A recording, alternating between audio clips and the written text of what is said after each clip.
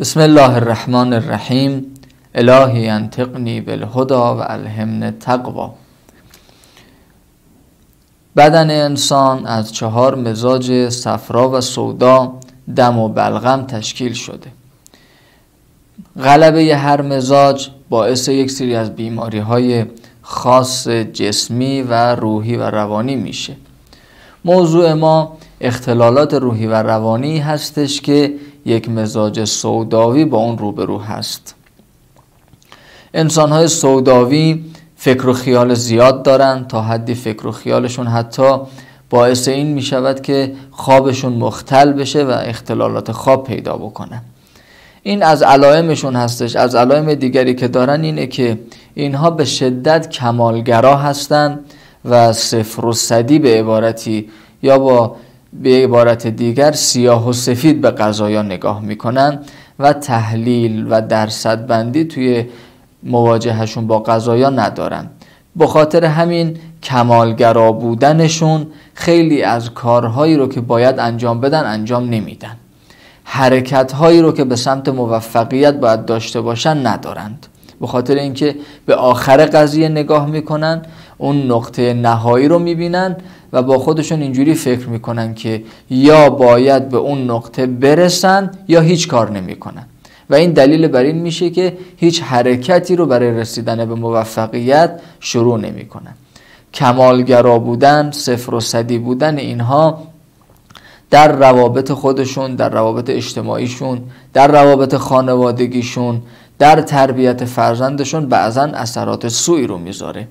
خیلی از جوانها رو میشناسیم که ازدواج نمی کنند به خاطر اینکه ایدئالگرا هستن یا به خاطر اینکه کمالگرا هستن. یه موردی رو میخوان که هیچ عیب و نقصی نداشته باشه و این دلیل بر این میشود که هیچ وقت اینها تن به ازدواج نمیدن و مجرد میمونن. کمالگرا بودن بیش از حد و این که حرکت به سمت موفقیت رو نداشته باشن، این یکی از ویژگی های انسان های سوداوی است و خطرهایی که با اون در زندگیشون مواجه هستند.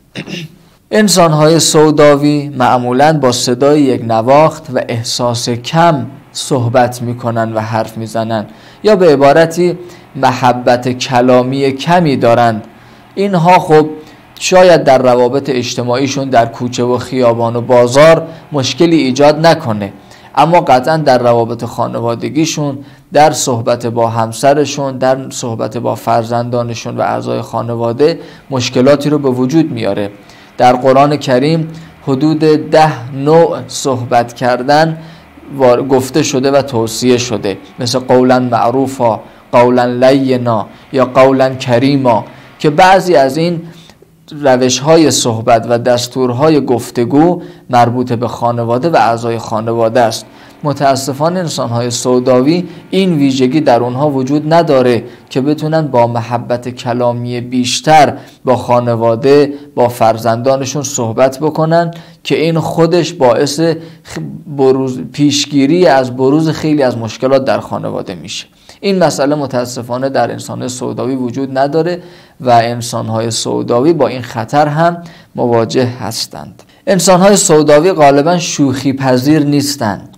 در شوخی‌ها زود ناراحت میشن و بهشون بر میخوره و این به خاطر اون فضای ذهنی و فضای فکریه که برای خودشون دارند.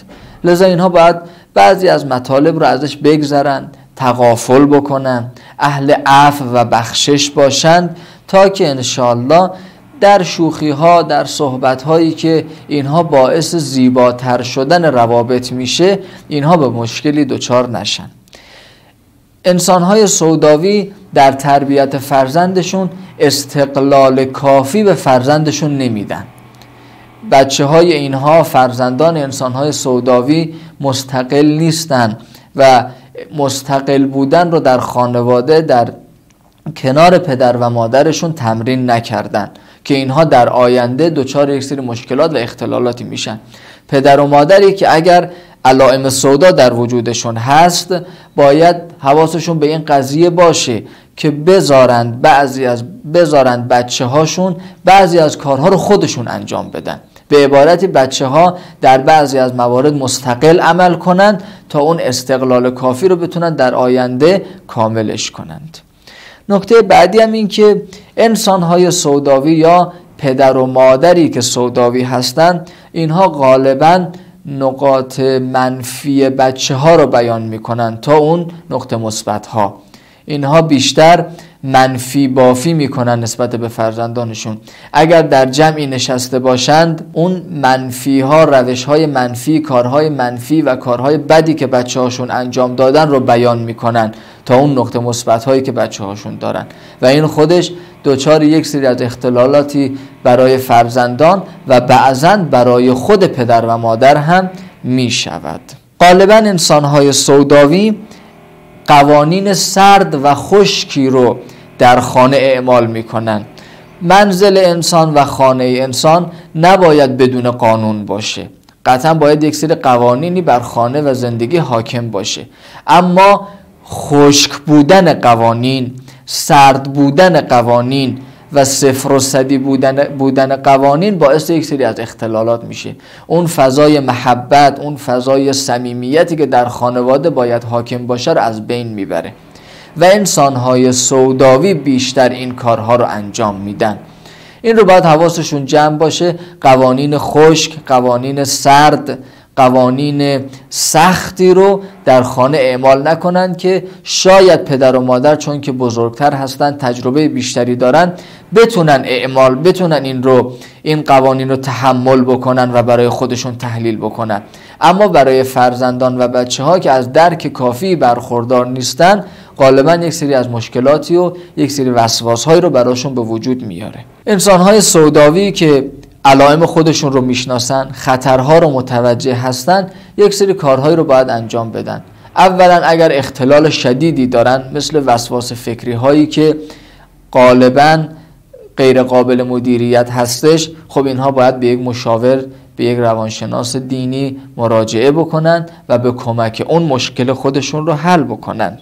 اما راهکارهای دیگری هم که هستش، مثلا از نظر تغذیه، اینها باید غذاهای خودشون رو با مصلحات غذایی استفاده بکنن. غذاها رو به صورت معتدل شده استفاده بکنن تا که باعث غلبه مزاج در این انسان‌ها نباشه. برای زندگی خودشون و برای خطرهایی که باش مواجه هستن برنامه ریزی بکنند که برای گفتگو کردنشون، حرف زدنشون یک سری مهارت‌هایی رو باید بلد باشن. اینها رو برن یاد بگیرن، در مهارت گفتگوشون رو بالا ببرن و این رو تقویتش بکنن تا بتونن با اطرافیانشون و خصوصا خانواده خودشون یک گفتگوی بهتر و با صمیمیت بیشتری رو داشته باشن. انسان‌های سوداوی حتما برای تفریح و لذت بردن از زندگی برنامه‌ای رو برای خودشون حتما باید داشته باشن. انسان‌های سوداوی چون که شغل محور هستن، چون که وظیفه محور هستن، زیاد به لذاذ دنیوی که مشروع هم هستش و اهل البیت هم بهش توصیه کردن توجه نمی‌کنن. خانواده اینها در یک روند سردی افتادن که هیچ گونه تفریحی رو می‌بینید که ماه‌ها بر اینها میگذره و هیچ گونه تفریحی رو نداشتن. اینها باید حواسشون جمع باشه. حدیثی از امام کاظم علیه السلام هستش که امام فرمودن زندگیتون رو به 4 قسمت تقسیم کنید. قسمت آخر رو حضرت فرمودن که این یک قسمت از زندگی رو برای تفریح قرار بدید که به وسیله این تفریح هستش که اون 3 قسمت دیگر زندگی هم انسان در اونها موفق می شود. خدای متعال انشاءالله به هممون توفیق بده بتونیم به دستورات اهل البیت علیهم السلام عمل کنیم به برکت صلوات بر محمد و آل محمد. اللهم صل على محمد وآل محمد